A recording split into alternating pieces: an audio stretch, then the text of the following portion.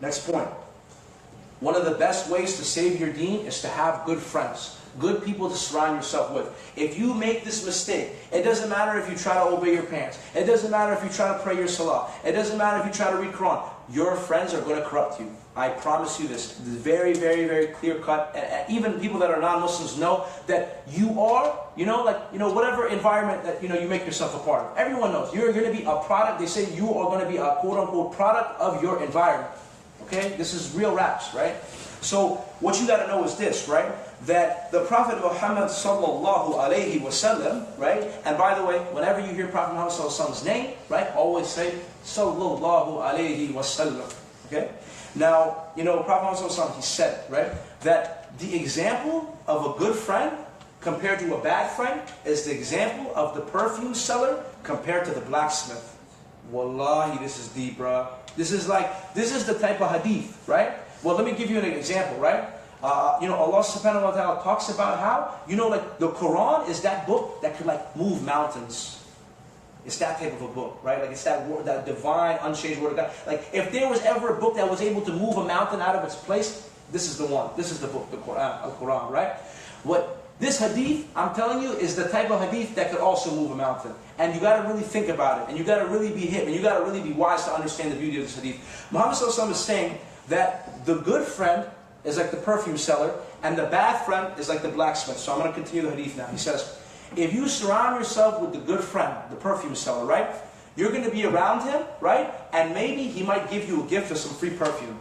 Right? He might be like, yo, here's some Versace perfume, it's for free. Go ahead and take it, right? You got a free bottle of $70 perfume. You're like, what's up? No, I just balled out, right? I didn't even drop 70 or so at Sephora or Nordstrom or nothing. I just got it for free, right? Or, Muhammad says, or if he doesn't give you some for free, he might let you buy some. So he might say, I got you for 50% off. Go ahead and take this. Okay, bet, Versace for 35, I still take it. That's still a good price. Okay, let me get it, right? So you can buy some perfume from him. Or, very worst case scenario, you're going to still smell some really great perfume, and you're going to leave and you're going to say, wow, you feel good. Like, man, that was some good perfume. You smell some good stuff, right?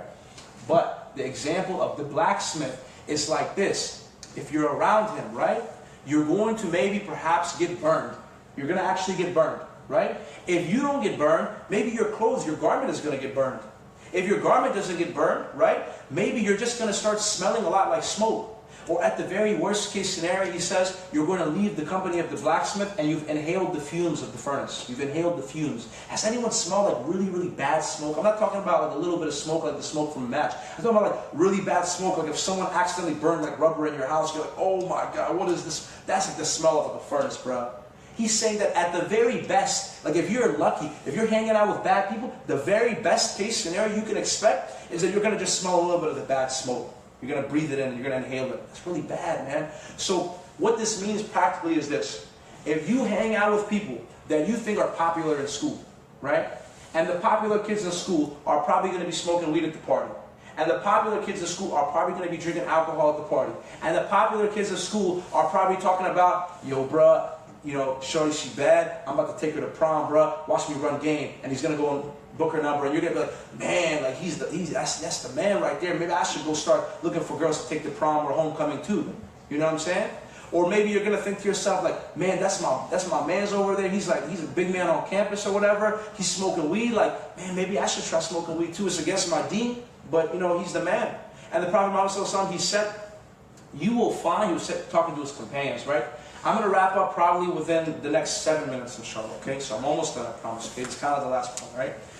The Prophet Muhammad sallallahu alaihi wasallam, he was talking to his companions, and you know what he said to them? He said, you will follow the people that came before you, foot by foot, inch by inch, cubit by cubit. Even if they were to go into the hole of the lizard, you're going to follow them, and you're going to go and do it too. That even if the people that are strong, that you think are popular, they're the ones that are, they're the ones that are on top. They're the ones that you're looking up to, the ones that you perceive to be strong, the ones that you perceive to be like prosperous. The people that when you see them, you're like, that's the man right there. You know what I'm saying? People like that, he's saying you're going to go and you're going to follow them. And even if they were to go right into the hole of the lizard, which basically means you're dead meat and you're about to get stung by the poisonous lizard, you're going to still follow them and going and doing it. And one of the scholars that we had, his name was Ibn Khaldun, he says that it's the nature of human being that the weak always imitates the strong. The weak person looks at the strong, or whatever society says is strong, and he's going to want to be just like them. This is what Ibn Khaldun says, right? And what this basically means is this. Right now, Muslims, we're not in a golden era. Right now, Muslims, we're the one who's always on playing. We're not playing offense. We're not LeBron James dunking on everybody, raining threes left and right. We're not Steph Curry, popping like shots from half court, like still knocking them down like at the buzzer. We're not like that right now. Right now, we're just playing defense. We're just trying to find a way to survive. We're just like dealing with Islamophobia and like Donald Trump and everybody, and we're just like trying to just play defense, right? But there was a time where Islam was amazing and great, and we were the top people of the world. Everyone used to look at us, and they wanted to be just like us. And when the Prophet Muhammad was making waves in Mecca and Medina, and the Muslims were building up Islam, and they were building Khilafah, and they became the people that were like, all eyes were on them. Like everywhere they would go, people would say, those are the Muslims. SubhanAllah, I want to be just like them. But right now, we're looking at everybody else, and we're like, I want to be like Kanye. He's the man. I want to be like Kim Kardashian. She's doing it. I want to be like, LeBron James, or I want to be like this rap star or that rap. That's what we want right now. Because we ourselves, unfortunately, we have fallen into a position of weakness mentally and spiritually. And we have forgotten that the greatness of our deen and our faith is what actually elevates us above everybody else. And the minute that you learn this deen, this religion, this faith of yours, you will become strong again. And when you become strong inside of your heart, and when you become firm about your Islam, and when you're proud, and when your name is Muhammad, and you decide one day that I don't want anyone to call me Mo anymore, and you go to everyone and you say, don't call me Mo, bruh, my name is Muhammad, right? And when your name is like, Yusuf, right? You tell everyone, I don't want you to call me Joe, I don't want you to call me Joseph anymore, right? When your name is like, like Mustafa, or something like that, right? I don't want you to call me Moose no more, or like nothing like that, right? I want you to call me like Mustafa, like learn how to say my name. When you give yourself respect, bro, when your name is Zakaria, right? And he doesn't do this, but I'm just giving a good example. I just thought about it. When your name is Zakaria, and everyone's just been calling you Zach, you tell them, I ain't no Zach no more, bro. I'm Zakaria.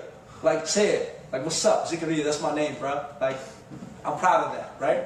And when people are like, I hear that Islam is a very, very barbaric religion, and there's just lots of different things that I have, it's very problematic, faith that I just have a bone to pick with it. And people are like all like that, right? And then you're just like, well, actually, let me try to clarify these misconceptions for you, and this and that, and you're always apologetic all the time, 100% of the time. So you say, look, man, this is my faith. We got some crazy dudes out there. They're giving our faith a bad name, but that's not what our faith is about. Let me tell you about what our faith is about, and let me tell you why our faith is not something that you should be looking bad upon, looking down upon, etc. These types of things. When you give yourself honor, I promise you, Allah subhanahu wa ta'ala is going to give you honor. So surround yourself with good friends and good environments. And then now, this is my last point. Practically speaking, what can we do? So real quick, I just want to do a real quick review. Take me